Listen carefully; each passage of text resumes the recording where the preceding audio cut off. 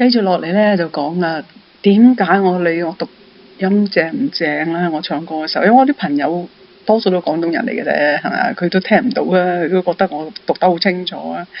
點解理佢？點解理佢？咁佢解釋下呢樣嘢。我唱歌原因第一樣嘢係咩咧？係表達溝通。咁如果你咬字咬得唔清楚咧，你溝通唔到嗰個內容嘛。譬如你講我食飯，講到我要食蟲咁樣啦，I eat rice 或者 I eat lice。哇！如果有人唱歌唱到 lice 咧，我就即刻連啲飯都吐埋出嚟，我笑死我啊！咁咧就唔係話想笑佢，而係真係嗰個意思係全部唔同噶嘛。咁你唔可以話人哋一定聽唔到，有時你唔知道邊個係坐喺中間，就算聽唔識得分，咁你起碼就算我即係我都係好重口音，但係我都要知道你唱緊乜嘢先得㗎，係咪？咁第二樣嘢咧就係個情緒，個 emotion。如果你咬字咬得正咧，嗰個 emotion 咧係即係加強啲啊！即係譬如 I love you，I love you，honestly love you。Olivia Newton-John 嗰個歌I love you，I honestly love you。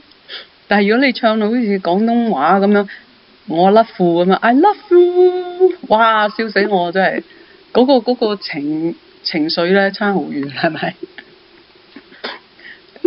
咁咧就 distraction 啊，即係你唔可以令人分心。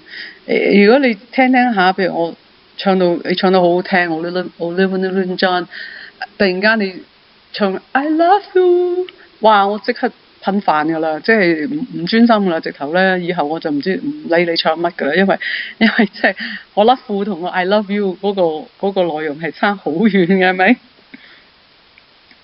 呢樣嘢咧，我style 呢樣嘢咧，早少少講過少少，我應該即係包埋有country 啊同opera 啊或者 classical music 啊。嗰個唱法又好唔同嘅，即係嗰個咬字係唔同嘅，有少少唔同。譬如 country 咧，多時佢嗰個佢話 twang 嘅，佢叫 twang 嘅，即係嗰個聲咧，即係有少少橫橫地嘅啫。How are you？ Where are you here？ 即係佢講個 R 字好重嘅。但係咧，如果你唱 musical theatre， 你就唔會咁唱嘅，即係譬如 country 咧，佢哋會早啲咬嗰個 R 字，但係 musical theatre 咧或者classical 嘅咧你都唔會咁早收嗰個 R 字嘅，即係譬如maker sorry 呢個冇尾音 R 字，咁就譬如點講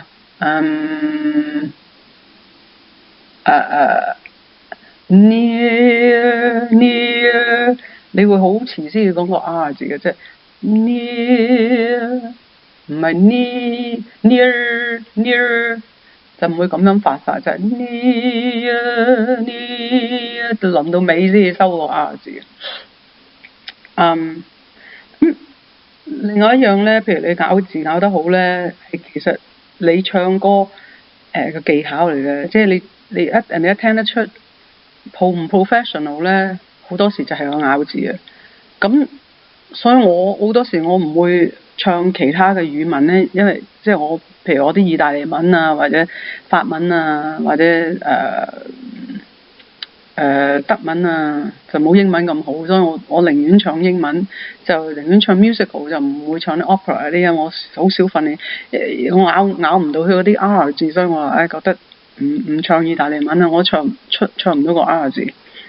咁咧所以譬如你如果唱 I love you I honestly love you， 一聽落好 professional 啊，但係如果你唱 I love you I honestly love you， 哇，差好遠喎，係咪啊？呢個第尾咁對你嗰個事業係好有幫助。好多工作咧係需要好英文嘅，即係佢唔係淨係識得睇，即係睇就得啦嚇，識讀。但係咧好多時咧，如果你講得好清楚咧，係可以好 impression 啊！即係有時我自己家姐都係啦，佢移咗去美國，但係佢嗰陣時成日話啲人 discriminate 我，即係睇唔起我。我成日同佢講，其實佢唔係睇唔起你，其實佢唔知你講緊乜。佢話我家姐話點解我同佢講嘢咧，佢唔聽我講埋就走啫。我話可能佢唔知你講咗乜，佢就行咗去都未定啊。咁我記得我初頭幾年去美國嘅時候咧，我就覺得其實未去美國之前仲衰啊。以前喺香港都有啲澳洲朋友、美國朋友，即係唔係真係好朋友啦，即係大家跨嚟一齊食飯咁。我講嘢咧，佢唔聽我講㗎喎。我嗰陣時覺得佢哋好睇唔起我啊。我係咪 discriminate 我咧？我諗起返工嘅時候，我又覺得啲同事唔聽我講嘢㗎咧，點解唔聽我講？後尾我咧就訓練自己講慢少少，咁就好似唱歌咁講法，即係可以有機會咬正啲字。哇！我發覺佢哋真係聽我講㗎喎，所以我諗覺得咧，我同我家姐解釋，我話佢唔係 discriminate 你，唔係睇唔起你，而係佢唔知你講乜，因為你講得唔清楚。我就提議佢咧，你講慢啲，咬字咬清楚啲，咁咧佢就會聽你講啦。咁所以如果你識得好好用你嘅英文解釋嘢啊，或者點樣溝通嘅話咧，你係對你嘅事業係好有幫助嘅喎。我有一次，我未結婚之前啊，即係有一次我打電話去想揾個幾個月嘅 part time，因為我要離開香港之前咧，我就揾個 part time job，要揾唔係 part time，sorry，short term job 短期嘅工作，等緊個 visa，我就要揾份3個月嘅工。咁咧我就見到睇報紙咧，見到有一個話請英文老師啊。嗰陣時我唔係教英文㗎，但係咧佢話請英文老師3個月，啱啱時間咁好啊，我就打電話去啦。咁咧我有一個習慣咧，就如果人哋同我講英文咧，我就對翻英文嘅，我就唔會諗清楚，即係對方都係中國人嚟嘅，點解我同佢講英文咧？我就照答英文。傾完之後咧，嗰個原來佢係校長嚟㗎，佢就好 impress，佢即刻請我。我問佢：哇，點解你唔使見面啊？佢話：你啲英文講得好清楚，好真，即係好 authentic，講得好似 native 咁樣。所以咧，我就請你，因為我啲學生咧好難得可以聽到人講英文講得咁準㗎。咁啊有咗份工啦。所以咧好多時你都唔知啊。如果你講好啲英文咧，係好多時你嘅職業咧係好有幫助。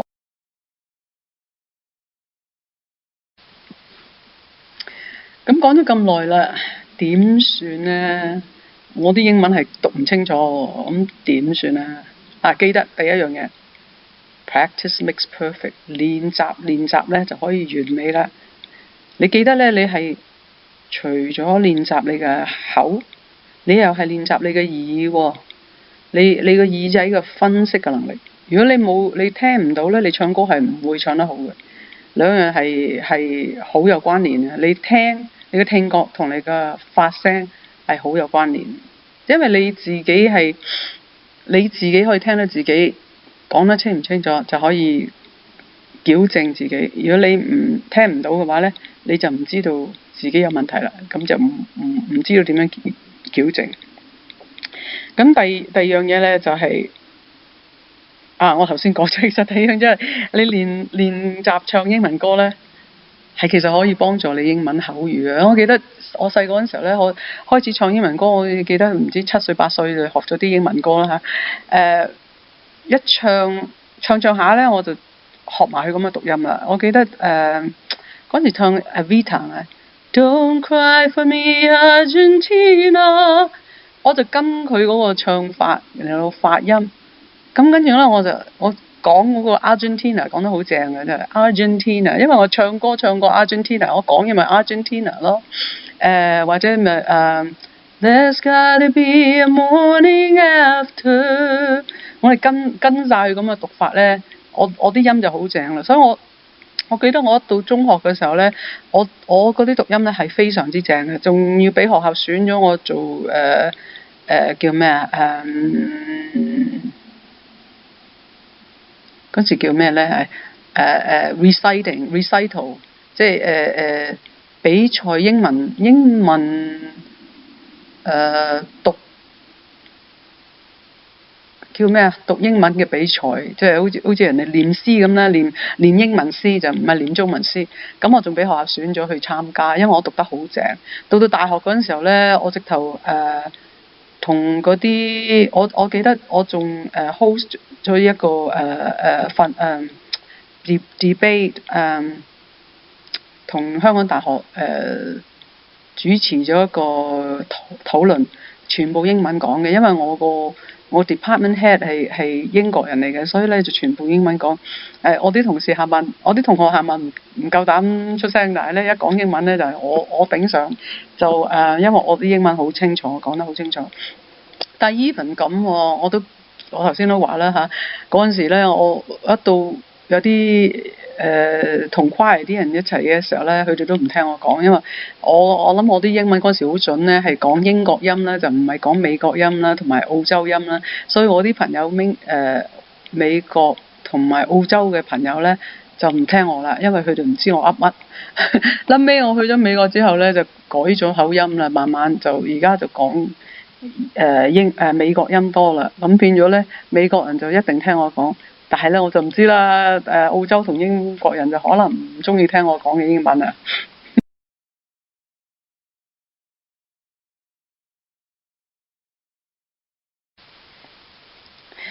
咁究竟點樣練習咧，可以將我嘅英文讀音又可以有進步咧？記得慢啲嘅開始。我頭先我都講過啦，讀英文讀得清楚咧，係要慢啲讀。有多時咧，我哋太過心急啦。咁一心急咧，就漏咗好多consonant 或者讀錯好多嘅 vowel 啊。你慢啲，你可以留意究竟每一個字有幾多，邊一個係 consonant， 邊個係 vowel。我咧就會介紹你，我陣間會有個例子啊。有啲例子介紹你咧，就係圈住嗰個字邊一個係 consonant， 邊個係 vowel， 係乜嘢 vowel， 寫低晒嘅。你唱一隻歌嘅時候，你寫低晒嘅，然後咧就練習。你要練習個 consonant 啦，元音，要練習個聲母個 vowel。然後慢慢練習，拉長你要練習，然後就慢慢唱翻快啲。我記得嗰陣時 Sound of Music 啦嚇，譬如Raindrops and Roses， 開到我要唱好慢先唱到，因為佢好快，我覺得佢唱Raindrops and Roses， 我唔記得咩歌詞啦，就初頭唱咧要唱得好慢先 ，Raindrops and Roses， 或者唱The rain in Spain stays mainly in the plain。你有冇睇過 My Fair Lady 嗰套戲啦？好舊啦，60年代定50年代。你覺得佢初頭佢嗰個古仔咧係一個有一個教授咧教一個女仔，即係讀準啲英文啦。咁咧就你哋好值得睇嗰套戲。讀準咗英文之後咧，佢就好即係。突然間變咗 lady 啦！佢未讀之前咧就喺街邊賣菜婆咁嘅樣，咁就你睇嗰套戲咧，你知道佢咧就初頭訓練咧，佢係訓練得好慢嘅，即係叫佢讀 The rain in Spain stays mainly in the plain or on the plain, mainly in the plain。佢係咁樣訓練嘅。咁我提議咧，你想練好啲英文咧，都係要咁樣慢慢將個歌詞分析，好似 Morning has spoken。陣間我會有個例子咧，就俾你睇到我點樣分析佢嗰啲 consonant 同 vowel 嘅。咁咧。第二點咧就係點樣咧？你要錄自己嘅唱歌。我記得我以前喺香港住嘅時候咧，嗰陣時冇咁方便啦，冇 YouTube 又冇手提電話，所以錄音係好唔方便。但係而家你個手機去到邊都錄到邊啊！突然間你訓練你 practice 嘅時候咧，你都錄低自己唱，跟住播翻出嚟。咁你又可以錄你又可以播嗰啲 YouTube 嗰啲聽下佢哋點樣發音，你自己又點樣發音，你自己做自己嘅批評家，因為你就算你乜嘢都冇進步好啦，你起碼你聽得多嘅時候咧，你就漸漸你 develop 你自己嘅聽覺，知道自己唱得好唔好啊，你知道自己發音正唔正，所以要你自己一定要聽。咁跟住聽完咧，就發覺邊個字音要改咧，跟住繼續訓練啦，跟住繼續訓練咧，又再聽，睇下咧 over time， 其實你放一個月一隻歌，一個月之後睇有冇好轉，有冇好轉啊？如果你覺得你嘅發音同 Olivia Newton-John 嘅發音或者咩歌手嘅發音係好相似嘅咧，咁你就恭喜你啦！咁我喺美國唱歌咧，我雖然我30幾年唔係做唱歌嚟到維生咧，但係咧我好多時喺教會都要唱歌啊，或者喺出邊嘅地方唱歌咧，我多數朋友嘅compliment 啊，佢讚我咧就係話我啲咬字咬得好清楚，佢逐個字咩字都聽得到，個個字都聽到我講乜，就係因為我係咁樣訓練嘅。咁第3點咧，就要聽多啲英文歌啊！我都講啦，我細個就開始聽英文歌。聽到英文歌，你學下佢哋點樣發音法，同埋你可以開就識得唔同嘅音樂嘅 style 係點樣發音咧，係有少少唔同嘅。咁而家咧好嘢啦，而家有 app 啦，好多 app 直頭同你唔知道，我未用過下，所以我唔知道佢好唔好。有啲佢話啲 app 咧可以嚟到斷定你唱得清唔清楚。我諗都會應該得嘅，因為我知道有啲 app 咧係矯正你嘅讀音嘅，而家好叻啊！咁有啲 app 咧就矯正你嘅唱歌嘅發音嘅，你試下，不妨試下，好平嘅啫你啊！